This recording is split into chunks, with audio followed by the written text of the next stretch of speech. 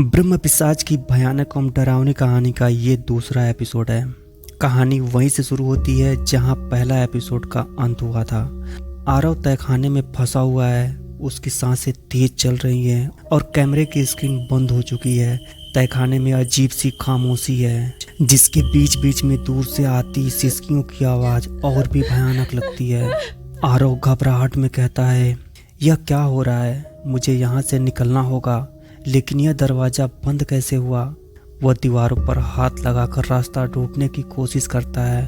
तभी उसके पैर के नीचे जमीन हल्की सी हिलती है और दर्पण से एक डरावनी परछाई तेजी से उसकी ओर पड़ती है। आरव किसी तरह खुद को बचाकर कोने में छिप जाता है।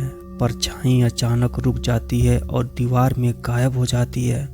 आरव हिम्मत जुटाकर ताबीज को अपनी जेब से बाहर निकालता है। ताबीज से अजीब सी रोशनी फैलने लगती है। तभी तहखाने के कोने में एक प्राचीन मूर्ति दिखाई देती है। मूर्ति के चारों ओर लाल धागों से कुछ लिखा हुआ है। आरव पास जाकर पढ़ने की कोशिश करता है, जिस पे लिखा हुआ था, जिसने ताबीज छुआ उसने अपनी आत्मा ब्रह्म पिशाच को सौंप दी। अब इससे बचने का एक ही तरीका है, उस हवेली के मालिक की कब्र को ढूंढना और वहां का रहस्य उजागर करना।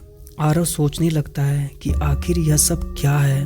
तभी दीवार पर खून से लिखा हुआ एक और संदेश दिखाई देता है। उस पे लिखा हुआ था, आरव समय कम है, भागो वरना तुम भी इस हवेली का हिस्सा बन जाओगे। आरव हड़बड़ाते हुए बोला, यहाँ मेरा नाम कैसे लिखा हुआ है? क्या कोई मेरे साथ खेल रहा है? वह दर्पण की ओर देखता है। इस बार दर्पण में उसकी छवि दिखाई देती है, लेकिन अचानक उसकी छवि हंसने लगती है और आवाज आने लगती है, तुम जितना भागोगे ब्रह्म पिशाच तुम्हारे उतना ही करीब आएगा। इस हवेली से बाहर निकलने का कोई रास्ता नहीं है। आरव डर कर पीछे हटता है। तभी तहखाने का दरवाजा अपने आप खुल जाता है। आरव बिना कुछ सोचे तेजी से तहखाने से बाहर भागता है। बाहर आते ही वह देखता है कि हवेली पूरी तरह से बदल चुकी है। दीवारें लाल हो गई हैं, फर्श पर गहरे निशान और हवा में अजीब सी सरसराहट है। तभी उसे एक बूढ़ा साधु दिखाई देता है, जो एक दिए के साथ बैठा है। आरव साधु से कहता है, आप कौन हैं और यहाँ क्या कर रहे हैं? साधु कहता है, मैं इस श्रापित हवेली का पहरेदार हूँ।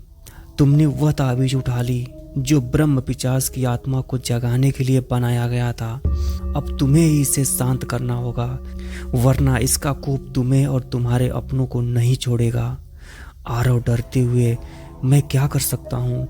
मुझे यहाँ से बाहर निकाल दो। साधु गंभीर आवाज में, बाहर निकलने का रास्ता तभी खुलेगा जब तुम ब्रह्म पिशाच की आत्मा को वापस उसी कब्र में कैद कर दोगे। तुम्हारे पास केवल 3 रातें हैं। साधु उसे एक पुराना नक्शा देता है और कहता है कि यह नक्शा उसे कब्र तक ले जाएगा, लेकिन नक्शे पर बना रास्ता अजीब तरीके से बदलने लगा। आरव कहता है, यह क्या हो रहा है? नक्शा बदल क्यों रहा है? साधु धीमे स्वर में, यह ब्रह्म पिशाच का खेल है। अगर तुम फंस गए तो तुम्हारी आत्मा उसकी गुलाम बन जाएगी। तभी हवेली की दीवारों से एक डरावनी आवाज गूंजती है, आरव तुम मुझसे बच नहीं सकते।